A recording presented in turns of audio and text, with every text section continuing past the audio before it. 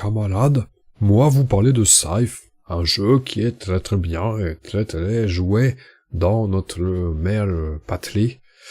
Salut à tous, ici j'accélère de la chaîne J'accélère pour une vidéo sur Scythe.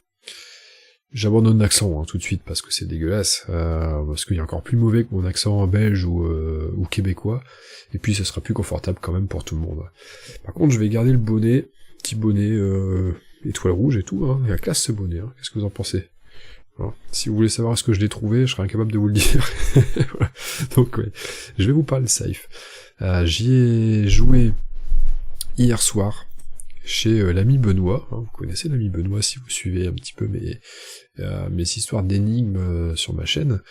C'est le même ami Benoît qui a justement trouvé la bonne réponse sur l'énigme numéro 5, la dernière que j'ai postée il y a quelques jours. Donc on s'est trouvé hier chez lui pour faire une partie à 4 joueurs avec l'ami William, et puis un autre ami Baptiste, un nouvel ami, je ne le connaissais pas, c'est un pote en commun aux deux personnes précédemment citées, et c'était bien sympathique, on s'est fait une partie de Scythe. Alors c'était la première de Baptiste, c'était pas la première pour Benoît, et Benoît propriétaire du jeu d'ailleurs, parce que c'est un jeu que je ne possède pas, et c'était pas non plus la première pour William qui avait déjà pratiqué avant. C'était ma deuxième partie. J'en avais déjà fait une, justement avec Benoît et avec William, 3 joueurs. C'était il y a environ 3-4 mois, si je ne dis pas de bêtises. Donc c'était plus une découverte pour moi, mais bon, c'est pas un jeu que j'ai vraiment l'habitude de pratiquer. Donc voilà, c'était trouvé pour ça. Et vous voyez, je suis rentré, et puis je me suis offert ce que vous voyez actuellement en tant qu'image d'illustration. C'est la version digitale de Scythe trouvable sur Steam, que je me suis offert, solde d'hiver, etc. Donc ouais, je me suis dit pourquoi pas, même si c'est pas une version, cette version digitalisée n'est pas forcément acclamée de tous, mais je me suis dit pourquoi pas, à limite pour... ça peut être sympa, pour des longues nuits d'hiver, ça peut être sympathique. Donc voilà, donc là c'est pas moi qui joue sur l'écran, c'est une partie, je suis allé voir en ligne ce qu'il y avait comme partie. J'ai lancé une partie avec 3 joueurs, vous voyez, il y a un Polonia, un joueur nordique, un joueur de Saxonie, et je suis là juste en spectateur, c'est vraiment plus pour illustrer qu'autre chose, parce que je spectate même pas vraiment la partie, et le but, c'est de mettre tout ça en image, que vous ayez une illustration du jeu, si vous ne le connaissez pas plus que ça. Alors pareil, si vous ne le connaissez pas du tout, ou pas plus que ça, il y a des vidéos règles, etc., qui sont très bien. Voilà, je ne mentionnerai que quelques petites règles qui peuvent servir à illustrer mes propos, tout court, sur l'avis que je vais vous pondre juste derrière. Donc une vidéo d'avis, improvisée, comme d'habitude, parce que je préfère, c'est plus spontané, c'est plus naturel, il n'y a pas de montage, c'est du 100% vrai, plus vrai que nature, et tellement plus vrai que nature que je vais quand même enlever ce bonnet, pour commencer, parce que il crève de chaud là-dedans, je comprends que les Russes portent ce genre de choses. Et quand on parle de Russes, on va parler plutôt de Rusviet ici, parce que là on n'en voit pas, il n'y en a pas dans la partie, mais il y a un peuple Rusviet, première petite originalité du jeu, une pitrerie, on peut peut-être appeler ça une pitrerie, des Rusviet, donc qui remplacent les Russes. Alors pour commencer, par rapport au jeu, on va parler du thème. Dans ce jeu, donc le thème du jeu, c'est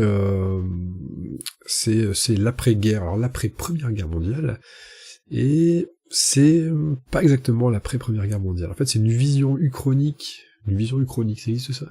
C'est une uchronie, ça se passe, c'est-à-dire, en gros, que c'est à cette période-là, mais que c'est dans un univers où ça s'est pas vraiment passé comme ça s'est vraiment passé dans l'histoire.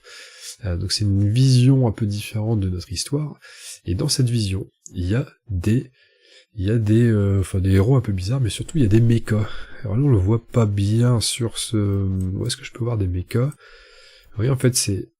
bon là il y a un joueur qui est en train de jouer, donc je peux pas vous l'illustrer. Voilà, vous voyez ces petites bestioles là, ces gros robots, et ben c'est des mechas. C'est-à-dire que c'est des énormes robots qui peuvent transporter des paysans, ce que vous voyez là c'est des paysans, et qui servent à la fois de transport, de population paysanne et ou de marchandises, mais en même temps c'est ce qui sert à attaquer les adversaires. Parce que c'est vrai que là j'entame tout de suite avec le thème du jeu, mais j'ai pas commencé par l'essentiel. C'est un jeu de quoi, hein? C'est un jeu de quoi? C'est un jeu de gestion et de guerre froide, pour reprendre les propos de William d'hier soir quand il a expliqué à Baptiste. C'est un jeu de guerre froide, en fait on va se placer, on va se menacer, et on va un petit peu se battre, mais pas totalement, hein. C'est pas un jeu purement sur la tactique militaire, pas du tout, parce qu'on s'essouffle assez vite quand même au niveau de la tactique militaire. Au niveau de la guerre, en fait ça coûte des ressources de faire la guerre, et faut savoir l'assumer derrière, quoi, hein. Surtout que si on embête quelqu'un, ça va profiter à d'autres joueurs qui ne seront pas impliqués, peu ou pas impliqués dans les conflits. Donc vaut mieux, c'est pas toujours la stratégie gagnante. Voilà donc pour le jeu. Alors, gros jeu quand même, hein, gros jeu avec une bonne dose de règles. J'y reviendrai un peu plus tard, mais c'est un jeu quand même où il faut s'investir, faut être dans la partie, il faut prendre le temps. Le petit moment d'explication de règles il est pas si long que ça, et il y a plus, mais j'y reviendrai de toute façon tout à l'heure. Ouais, j'y reviens après. Je reste sur le thème. Alors, au niveau du thème, donc ce thème-là, Europe de l'Est, parce que j'ai pas précisé que chaque joueur représente une faction qui ressemble énormément à une nation d'Europe de l'Est de l'entre-deux-guerres. Donc les Rusviades pour les Russes, il y a la Saxonie, en gros c'est l'Allemagne, hein, si je dis pas de bêtises, si je me suis pas planté, c'est l'Allemagne. Polonia, c'est la Pologne, hein. Enfin il y a plusieurs, il y en a 7 en tout. 1, 3, 4, 5, 6, 7, il y en a 7. Les Verts, apparemment, c'est plus des Celtes. Je sais pas, je les ai pas encore vu jouer, ceux-là, je crois, en live. Ouais. Alors, le thème, je dois avouer, je vais pas donner tout de suite mon ressenti global sur le jeu, si j'ai adoré, si je trouve ça bien, si je trouve ça mauvais, etc., etc. Je vais passer en revue quelques points comme ça. Donc là, je pars sur le thème. Le thème, il m'a pas... C'est assez bizarre, mais il m'a pas transcendé. C'est assez étrange. J'ai pas eu le sentiment. J'ai plutôt eu l'impression que c'était un thème on aurait pu mettre un autre thème sur le jeu. C'était pareil. C'est un ressenti qu'on a parfois sur certains jeux. On se dit bon, je pense que le créateur a d'abord pensé à la mécanique, à la façon de développer son jeu. Et seulement après, il a dit, bon, là, qu'est-ce qu'on pourrait mettre comme thème dessus? Ouais, tiens, on va mettre un truc comme ça, c'est un peu fun, etc. Alors, au moins, le thème a malgré tout le mérite d'être original. Et ça, j'aime bien. Donc, c'est assez bizarre, parce que je suis partagé sur le thème. À la fois, il me fait pas vibrer, mais le côté un petit peu original me plaît quand même. Donc, là, si je devais mettre une note, je mettrais une note assez médiane, à ce niveau-là. Après, au niveau du matériel, parlons un peu de matos, je trouve que le matériel est en revanche plutôt bon, plutôt beau, plutôt correct, plutôt solide. Ce qui est quand même, j'ai envie de dire, heureusement, parce que c'est quand même un jeu qui a un certain coût. Au niveau du prix, il me semble qu'il est vers les 70-80 €, plus ou moins. Il y a beaucoup de matériel dedans. Donc, j'ai pas le sentiment que ce soit une escroquerie, hein. Au niveau du prix pour le jeu, c'est du gros jeu, c'est du lourd. Ouais, allez, c'est correct, c'est pas raisonnable, c'est correct. C'est juste en dessous, c'est un chouïa en dessous. Le matos est bon, il y a du meeple, pour les petits ouvriers c'est des meeples.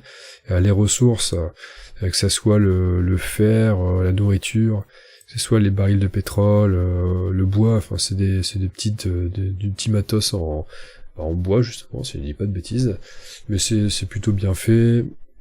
Les figurines sont pas vilaines, que ce soit les figurines de personnages, de leaders de factions, je sais pas si on appelle ça des leaders, je me souviens plus, mais en tout cas chaque faction commence avec un leader, donc c'est vraiment un personnage. Vous voyez là il y a une madame avec son ours de combat, donc c'est toujours un personnage avec son animal de compagnie.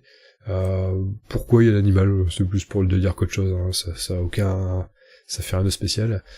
Pareil le saxon, ouais c'est le personnage de Saxonie, pareil il y a son loup avec, voilà.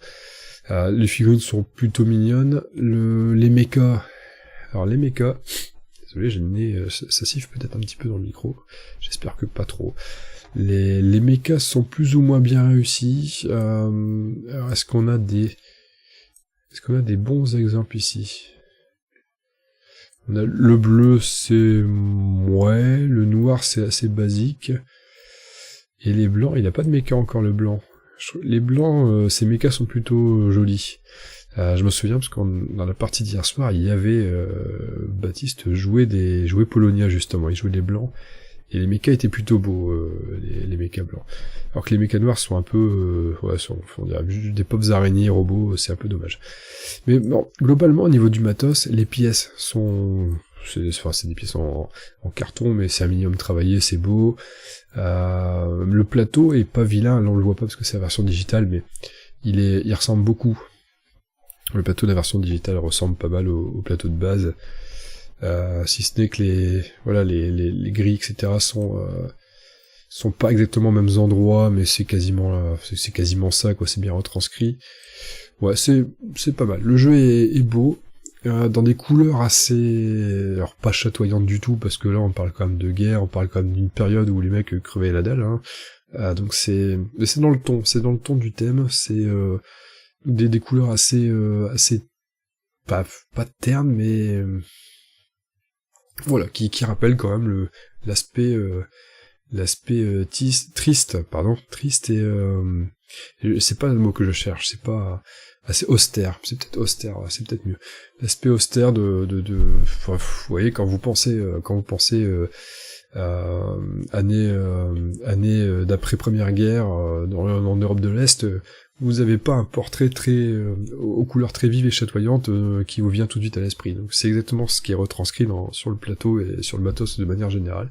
C'est cet esprit, cette ambiance un peu grise. Voilà, c'est ça. C'est une ambiance grise. On va inventer ça, c'est pas mal comme idée, comme thème. Donc, voilà. Au niveau du matériel, je trouve bien. Je trouve sympa. Dans l'ensemble, il est vraiment, vraiment bon. Au niveau du... parlons règles. J'étais déjà en train d'anticiper avec les règles. Je les trouve pas si lourdes que ça. Ça va encore. Il y a quand même des jeux de gestion qui me proposent des règles beaucoup plus chargées. Là, c'est plutôt fluide. Ça va encore. Enfin, une fois qu'on a capté le truc, ça va vite. C'est pas... Une fois qu'on a capté le truc, après c'est toujours pareil. L'iconographie est pas trop mal faite.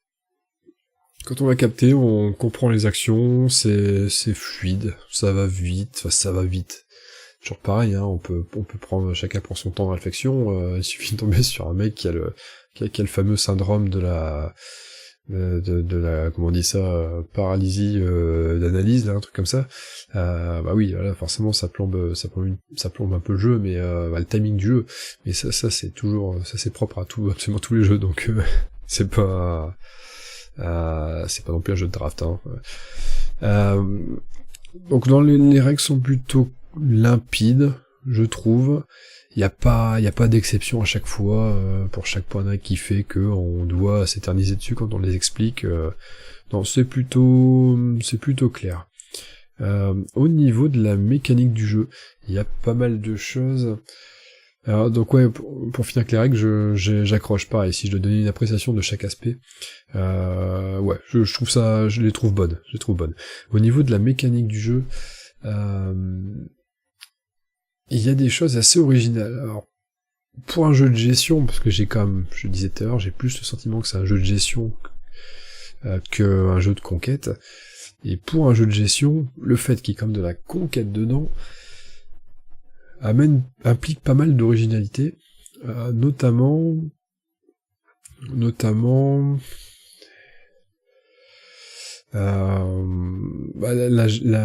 stockage des ressources, déjà, par exemple. Et je trouve ça pas mal, je trouve ça assez intelligent.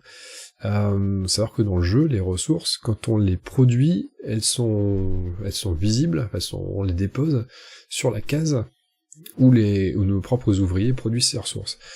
Et en réalité, tant que ces zones, je vois par exemple, on va prendre un exemple concret ici. On a une ressource de fer. Alors je suis même pas sûr que ce soit du fer, mais du métal, ouais. Une ressource de métal ici, qui était produite sur cet emplacement-là. Là, pour l'instant, c'est le joueur blanc qui possède la ressource de métal, parce qu'il y a des figurines blanches avec. Donc il possède, il a le contrôle de ce village, c'est un village, là. Donc voilà, la ressource n'appartient pas à quelqu'un d'autre. Par contre, s'il va déplacer ses troupes, si une ressource va se retrouver toute seule sur un territoire, avec personne pour contrôler le territoire, la ressource va appartenir à personne.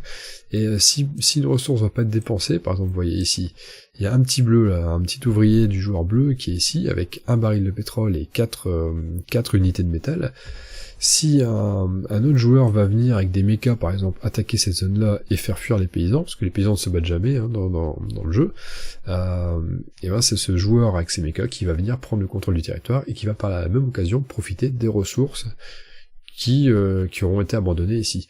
Donc c'est pas mal rendu dans le jeu. Enfin, il faut dépenser les ressources assez rapidement si on n'a pas de quoi les défendre, sinon on se les fait piquer. C'est assez original parce que dans un jeu de gestion un petit peu classique, la plupart du temps, les ressources, une fois qu'on les chope, c'est bon, elles sont sur notre plateau individuel, on est tranquille, elles risquent plus rien. À quelques exceptions près, mais la plupart du temps, c'est comme ça que ça se passe. Donc ça, c'est mécanique un petit peu originale. Autre chose qui est pas mal aussi dans le jeu, c'est que les tours s'enchaînent et ça devient... Alors, je prends peut-être des risques en disant que ça devient de plus en plus rare dans les jeux de gestion de maintenant, mais là, en fin de compte, le jeu se fait non-stop en termes de tours. C'est-à-dire qu'à notre tour de jeu, on va jouer une action, une ou deux actions, parce qu'on peut, c'est des tableaux avec des doubles actions possibles, mais bref, on va jouer notre tour, puis ça va être le tour de notre joueur, notre voisin de gauche, puis ça va être le tour du voisin de gauche, etc., et là, non-stop. Et toute la partie va se jouer comme ça.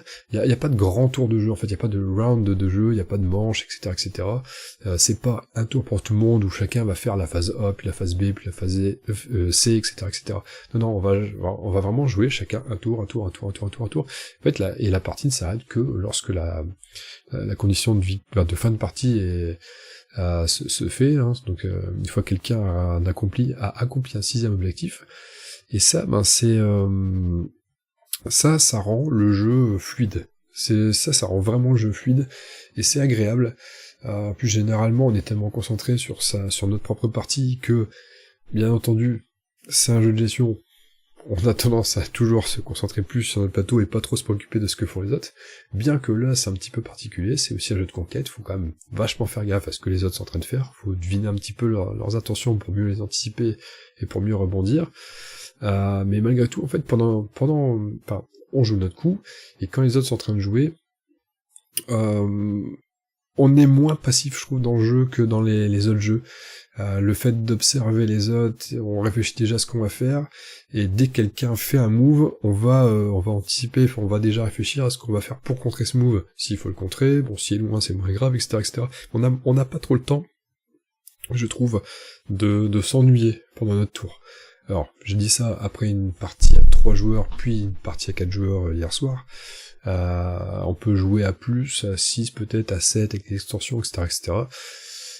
C'est peut-être pas la même situation si on est à 6 ou 7, hein. C'est certain qu'à 6 ou 7, on va peut-être s'ennuyer. Encore que, si on est à 6 ou 7, ça doit être super sportif, parce que les emplacements de départ, vous les voyez, sont quand même assez proches. Qu'est-ce que j'ai noté aussi au niveau de la mécanique de jeu? Bon, après les actions de jeu, enfin les actions différentes, oui, ça c'est plus une question de rejouabilité, et c'est un point que j'aborderai aussi par la suite. Non, sinon après nos actions, enfin on fait des actions, on peut les rendre plus fortes en les améliorant.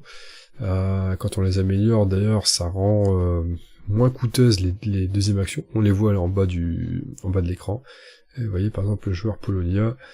Ici, ça concerne sa première action, sa première double action, donc ça c'est l'action principale, on va dire, l'action de base plutôt, et en bas c'est sa possible double action. Alors bon, ça vous parle pas au niveau des pictogrammes, mais par exemple il y a des petits engrenages là, ça veut dire que tiens, si il veut améliorer cette action-là, par exemple gagner, augmenter sa puissance, il peut augmenter de 2 sa puissance en payant une pièce.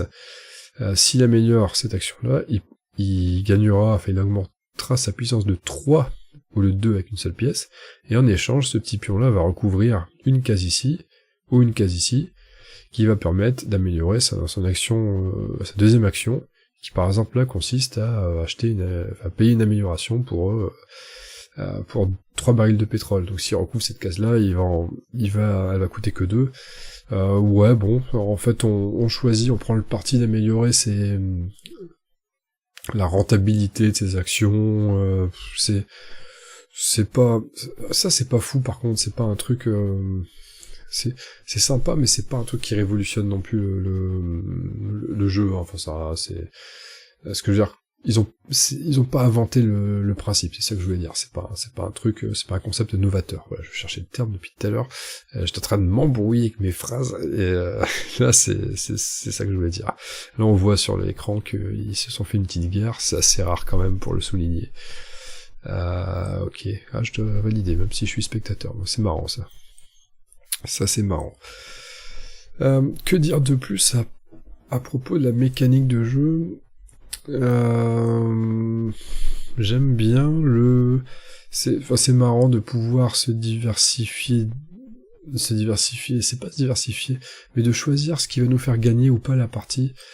En même temps, vous me direz, c'est un peu l'eau de beaucoup de jeux de gestion, on peut se permettre de faire l'impasse sur certains aspects, moins sur d'autres. Là, on a 10 catégories qui rapportent des points de victoire à la fin. Le premier qui en débloque 6 met fin à la partie, on peut en mettre moins, du coup bien entendu, au risque de faire moins de points, mais non, bon, c'est sympathique, le fait que les conditions, enfin ce qui rapporte des points aussi, ça confère plus ou moins de points en fonction de notre seuil de popularité, ce qu'on voit ici. C'est assez rigolo aussi, il va falloir plus ou moins se concentrer, en gros, quand on va partir plus sur une stratégie guerrière, on va être moins populaire, parce que quand on fait la guerre, souvent, c'est pas sans quelques séquelles au niveau de la popularité. Ouais, c'est rigolo. Bon, les 2 parties que j'ai vues, on était souvent bas. Genre, hier soir, on était tous les 4 au niveau le plus bas. Pareil, la puissance militaire, le système de puissance, c'est rigolo. Je trouve bien foutu le système de puissance.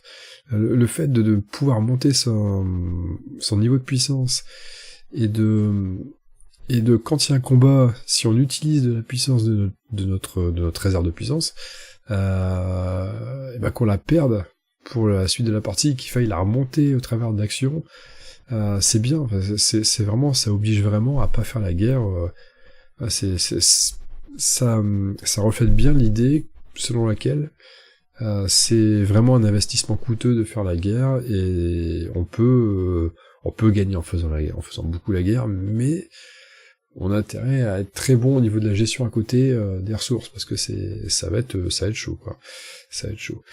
Alors j'étais très circonspect au début au niveau de la gestion des points de victoire, parce que le truc quand même qui est assez original aussi dans la mécanique, c'est que, pour le coup là je trouve ça original, c'est que l'argent qu'on gagne, donc les pièces d'or, qui sont des dollars, il me semble, dans le jeu, ce qui est assez bizarre, parce que Europe de l'Est, dollars, bon, à cette période-là, c'est étrange, bon, c'est comme ça, il me semble, et c'est pas grave. Mais l'argent, ce sont aussi des points de victoire en même temps. C'est-à-dire que là, on le voit, hein, par exemple, si pour les... Ah, tiens, le Nordique est en train de jouer une action. Ouais, bon, ok. Bon, je peux pas... La caméra se met automatiquement dessus, donc j'arrive pas à... Voilà, c'est bon. On revient ici. Et voilà, par exemple, si on est placé de 0 à 6 points de popularité, nos objectifs...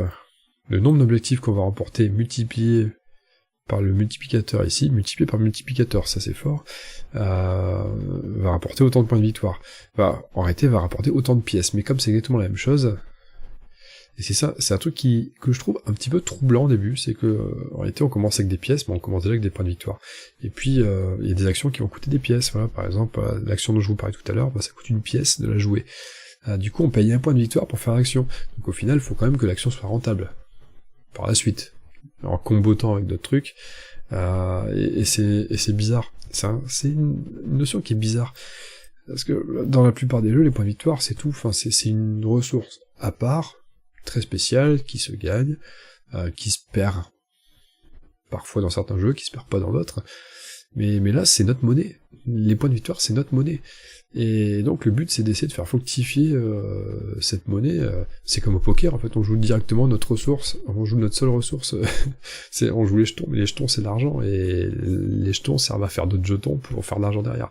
C'est assez rigolo, il y a un côté spéculatif un petit peu original, que j'ai trouvé donc déroutant au début, et je m'étais même dit, je me suis dit après la première partie, mais c'est bizarre en fait, pourquoi ne pas faire l'action qui donne des pièces tout le temps. Comme ça, on fait rien, mais on gagne des pièces, on gagne des points de victoire, et puis quand quelqu'un met fin à la partie, on a plein de pièces. Mais au final, déjà, il y a l'appât du gain, enfin il y a aussi l'appât du jeu, on a envie de jouer, on n'a pas envie juste de stacker des pièces, et puis avec du recul, je pense pas que ce soit vraiment viable de jouer ça, des pièces, surtout qu'on est obligé de varier tout le long d'une action à l'autre. Ça c'est aussi une règle du jeu, hein.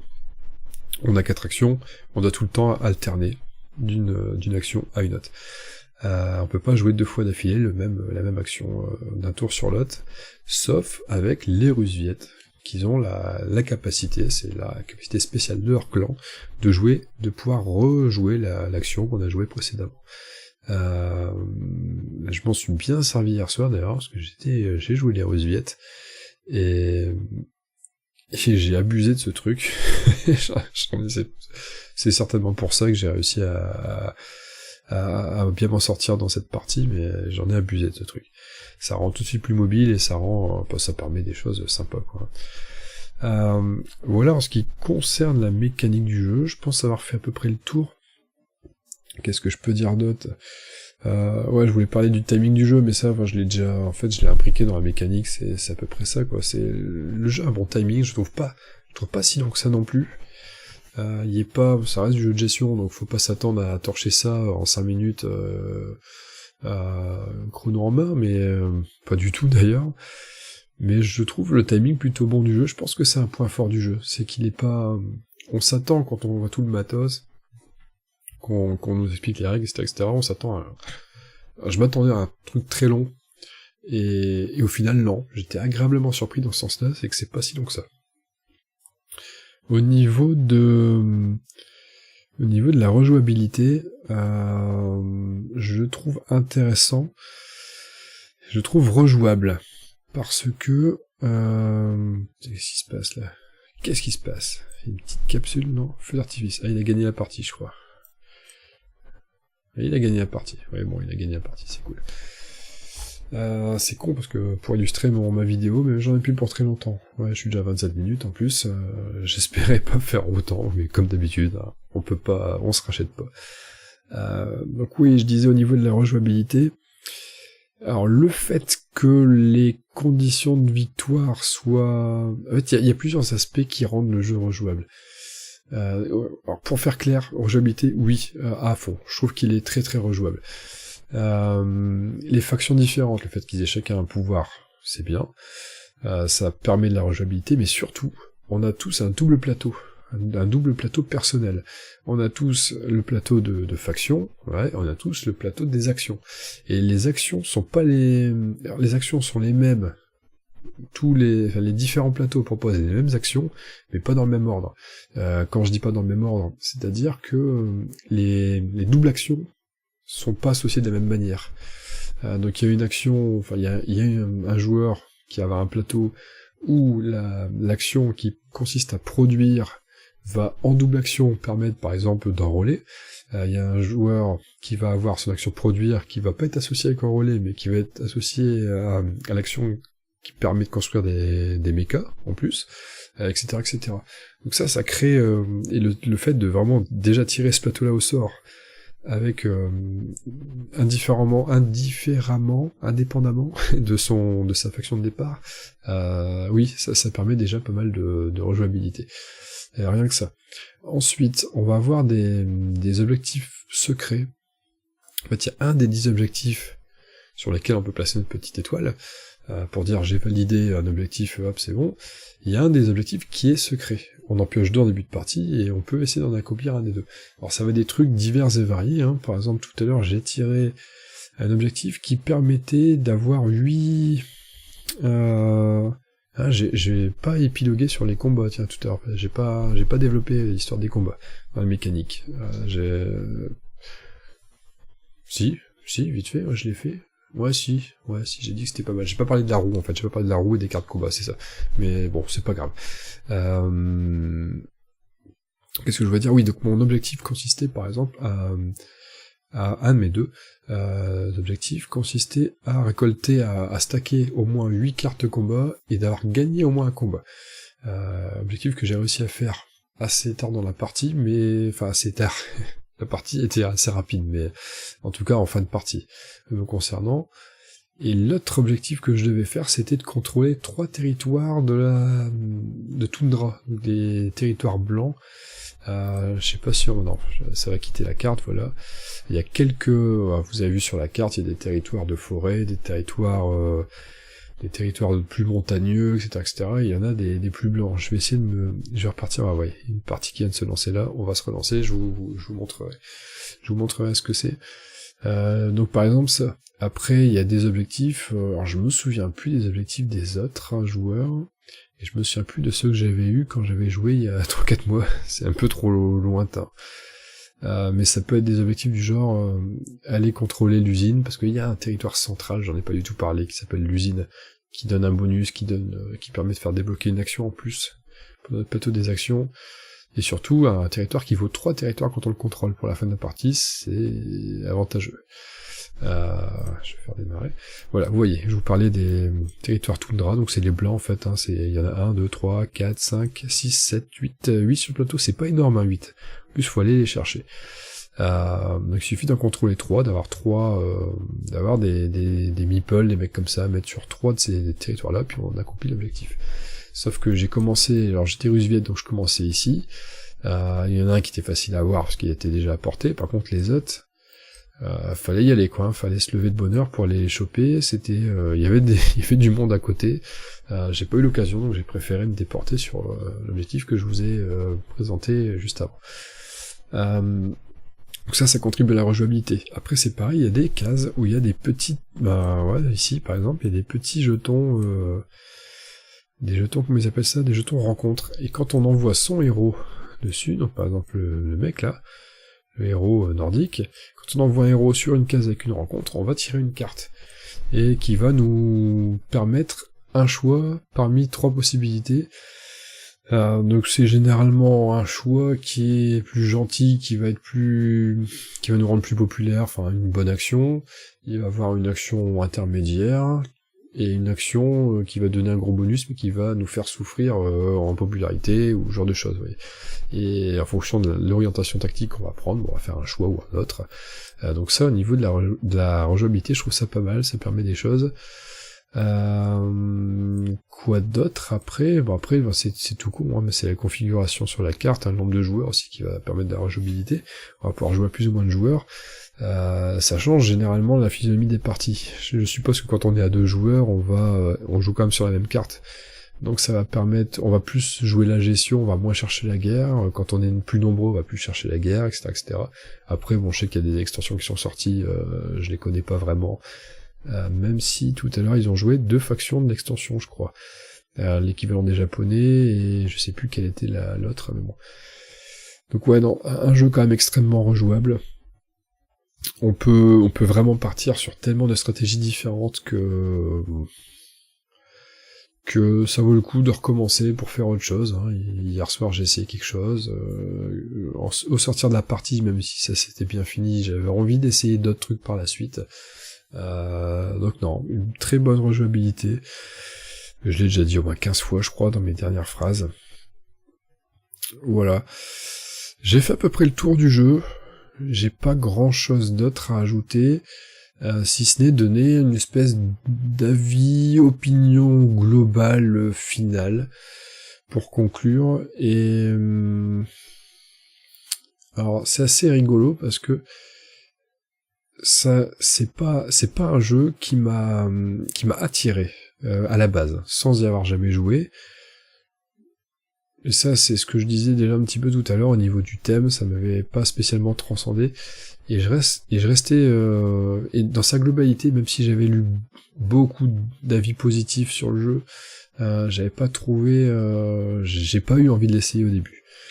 Et puis, en le jouant, première partie, j'ai joué en curieux, plus parce que justement il y avait des bons échos. Je me suis dit, allez, je vais quand même pas passer à côté de quelque chose. C'est exactement le même effet que Terraforming Mars, où je m'étais dit, bah tiens, ça me donne pas du tout envie, mais allez, tout le monde en parle, tout le monde adore, donc faut que j'essaye, j'ai quand même, faut pas mourir con. Et j'avais adoré, j'avais accroché à mort. Alors là, ça a été à peu près le même effet avant, mais pas le même ressenti en terminant la partie, la toute première en tout cas. J'étais sorti en me disant, bon, c'est pas mal, c'est vrai il y a des trucs bien, mais bon, c'est tout. Hier soir, je me suis beaucoup plus amusé, et c'est peut-être parce que je maîtrisais pas vraiment les règles, mais j'avais déjà eu un aperçu et j'ai eu moins de difficulté à me mettre dedans, à me mettre dans la partie. Je me suis plus concentré, j'ai plus joué le jeu et je me suis beaucoup plus amusé. C'était beaucoup plus plaisant. Néanmoins, c'est pas... Alors, j'ai le sentiment que c'est un jeu à posséder, mais j'ai pas spécialement envie de posséder. Ça me dérange pas de ne pas le posséder. Je crois que c'est le thème, tout simplement. Je crois que c'est tout cet ensemble de thèmes j'ai du mal à me mettre dedans. Je préfère un jeu de zombies, ou je préfère un jeu de cow-boy, hein, je suis comme ça, toujours pareil. Je suis d'avis de dire que c'est un jeu à posséder, mais je le mettrai pas dans mon top 10 en tout cas. Je le mettrai pas dans mon top 10. Mais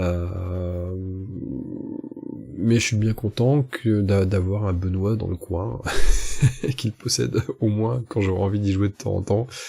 Ça sera avec plaisir. Ça sera avec plaisir, et puis tu sais qu'il peut jouer avec moi, il y a aucun problème. Voilà. Donc ouais. Un très bon jeu. Je dis ça, je peux donner l'impression que je l'ai trouvé moyen bien. Non, je l'ai trouvé très bon. Je pense que le jeu est vraiment très bien pensé. Je vais pas trouver de gros défauts en réalité. Je trouve pas de gros défauts rédhibitoires. Je trouve pas de défauts, même pas rédhibitoires d'ailleurs. Je trouve bien pensé. Il est bien foutu. C'est peut-être juste que c'est peut-être l'aspect un peu conquête aussi que j'aime pas. Que j'aime moins. C'est l'aspect conquête comme ça, c'est moins mon truc, un peu placement pour influencer les autres, pour menacer. Je suis plus un joueur défensif dans ces cas-là, et je suis pas un joueur offensif de base en fait, donc jouer l'offensif ça me réussit pas trop. Enfin, c'est pas que ça me réussit pas, c'est que je suis moins à l'aise pour jouer ces trucs-là.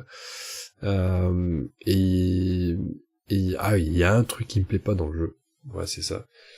Il y a un truc qui me plaît pas quand même, c'est la possibilité de se déplacer, qui paraît très lente au début, et qui est effectivement très lente au début, c'est lent de se déplacer. Et puis, en débloquant les aptitudes particulières avec les mechas, quand on construit des mechas, que ça fait débloquer des trucs genre, par exemple, augmenter le mouvement, ou alors permettre de traverser des mers, ou des conneries comme ça, ou les portails, ceux-là, hein, les petites cases avec un portail qui permet de se téléporter en gros d'un portail à l'autre. Je trouve ça... J'aime pas, ça rend le jeu... ça rend l'agressivité... en fait, le danger peut venir de partout, assez rapidement dans la partie. Et c'est un aspect que j'aime pas trop. Je trouve qu'on peut trop facilement...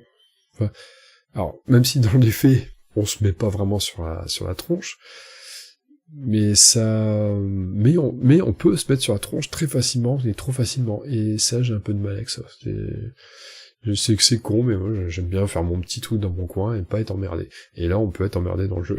Enfin, c'est peut-être ça qui fait que c'est pas un jeu que je mettrais dans mon top 10 du tout. Mais bon, sinon, très bon jeu, hein, vraiment très bon jeu, si vous adorez les jeux de gestion et ou les jeux de conquête. Alors si vous aimez que les jeux de conquête, laissez tomber, je pense, c'est quand même pas la peine.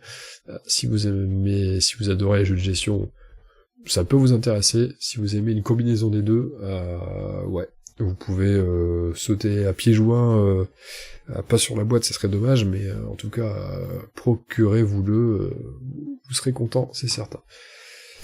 Je stoppe là ma review à vie improvisée, qui était comme d'hab, improvisation foireuse, mais j'en suis fier. On y va, on publie, c'est parti. Je vous dis sur ce, je vous fais des gros bisous, et je vous dis à très bientôt, et à très vite. Salut!